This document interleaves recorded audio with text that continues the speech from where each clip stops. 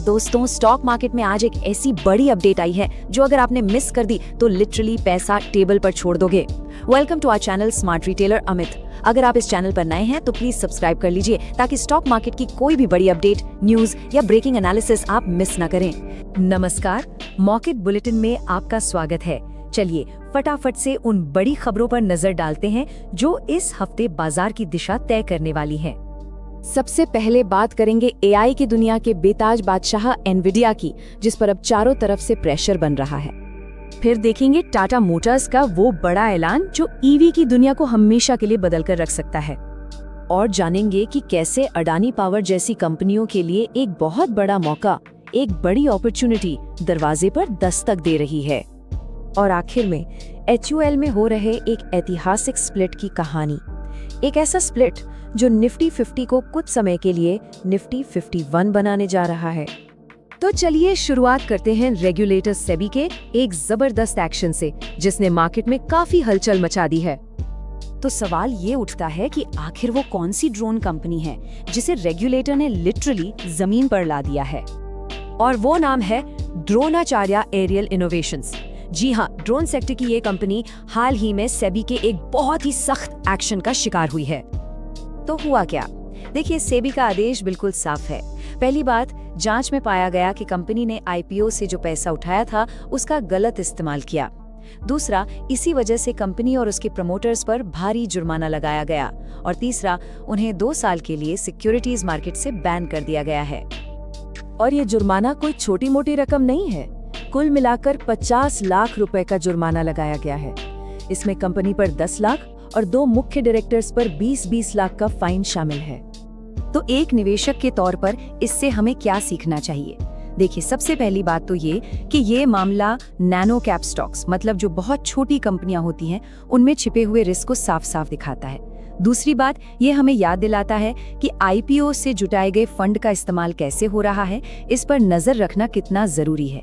और सबसे बढ़कर ये रिटेल इन्वेस्टर्स के लिए बहुत बड़ी चेतावनी है। चलिए अब भारत से निकलकर थोड़ा ग्लोबल टेक सीन पर चलते हैं, जहां एक चिप जायंट नई मुश्किलों में घिरता हुआ नजर आ रहा है। और वो कंपनी कोई और नहीं बल्कि एनवीडिया है, जो इस वक्त एक नहीं बल्कि डबल ट्रबल यानी दोहरी मुसीबत का सामना कर रही है। तो पहली मुसीबत क्या है? मेटा यानी फेसबुक ने ऐलान किया है कि वो अब एनवीडिया के विकल्प के तौर पर गूगल के AI चिप्स भी इस्तेमाल करेगा। मतलब कंपटीशन अब सीधा और बहुत तगड़ा हो गया है। और दूसरी तरफ खबरें आ रही हैं कि चीन टिकटॉक की पेरेंट कंपनी बाइटडांस को एनवीडिया चिप्स खरीदने से रोक सकता है। अब ये एनवीडिया के बिजनेस के लिए एक और बहुत बड़ा झटका हो सकता है। ओके, तो चलिए अब वापस इंडियन मार्केट में आते हैं और देखते हैं कि इस हफ्ते कौन सी कंपनियां एक्शन में रहीं। तो सबसे पहले बात करते हैं गेल की, जिसके स्टॉक में हमें थोड़ी निराशा देखने को मिली। देखिए, कंपनी ने अपनी पाइपलाइन के लिए 20% टैरिफ बढ़ाने की मांग की थी, लेकिन रेगुलेटर से मंजूरी मिली सिर्फ 12% की। अब ये बाजार के उम्मीद से काफी कम था और नतीजा, स्टॉक में बिकवाली शुरू हो गई। अब बात करते हैं देश की सबसे बड़ी FMCG कंपनियों में से एक हिंदुस्तान यूनिलीवर की, जहां एक बहुत बड़े डीमर्जर का ऐलान हुआ है। तो सबसे पहले ये डीमर्जर होता क्या है? बहुत ही आसान शब्दों में समझें तो जब एक बड़ी कंपनी अपने किसी एक बिजनेस को खुद से अलग करके एक नई इंडिपेंडेंट कंपनी बना देती है। और इस केस में HUL अपने आइसक्रीम बिजनेस को अलग कर रहा है। और इस डीमर्जर का एक बहुत ही इंटरेस्टिंग असर पड़ने वाला है। HUL का जो क्वालिटी वॉल्स आइसक्रीम बिजनेस है, वो एक डमी सिंबल के तौर पर लिस्ट होगा, जिसकी वैल्यू होगी 0। और इसी वजह से 5 दिसंबर को कुछ समय के लिए हमारा निफ्टी 50 असल में निफ्टी 51 बन जाएगा। है ना कमाल की बात? ये मार्केट में एक बहुत ही अनोखी घटना होने वाली है। चलिए अब कुछ ऐसी घोषणाओं पर नजर डालते हैं जो आने वाले सालों के लिए पूरी इंडस्ट्री की तस्वीर ही बदल सकती हैं। और इसकी शुरुआत होती है टाटा मोटर्स के CEO के एक बहुत ही बड़े बयान से। उनका कहना है कि 2030 तक एक इलेक्ट्रिक गाड़ी की कीमत पेट्रोल और डीजल गाड़ी के बराबर हो जाएगी। सोचिए, ये ऑटोमोबाइल इंडस्ट्री के लिए एक एब्सोल्यूट गेम चेंजिंग स्टेटमेंट है। अब बात करते हैं एक ऐसे बड़े पॉलिसी शिफ्ट की जिसमें एक पूरे सेक्टर में क्रांति लाने का दम है। प्रधानमंत्री मोदी ने एक ऐतिहासिक घोषणा की है। भारत का न्यूक्लियर पावर सेक्टर अब प्राइवेट प्लेयर्स यानी निजी कंपनियों के लिए भी खोला जाएगा।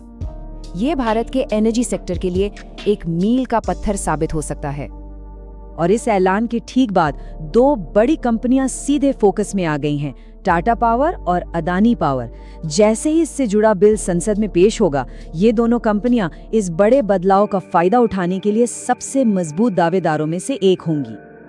तो आज के इन सभी खबरों के बाद एक सवाल तो मन में जरूर उठता है कि लगातार बदलते इस बाजार में एक निवेशक के लिए असली सुरक्षा कवच क्या है? किसी एक स्टॉक में की गई गहरी रिसर्च या फिर अपने पोर्टफोलियो में किया गया मजबूत डाइवर्सिफिकेशन? सोचिएगा जरूर। This video is for educational and information purpose only. This is not financial, legal or professional advice. We are not SEBI registered advisor or experts, and viewers should conduct their own research and consult qualified professionals before making any financial decisions. The channel is not liable for any losses or damages arising from the use of this content.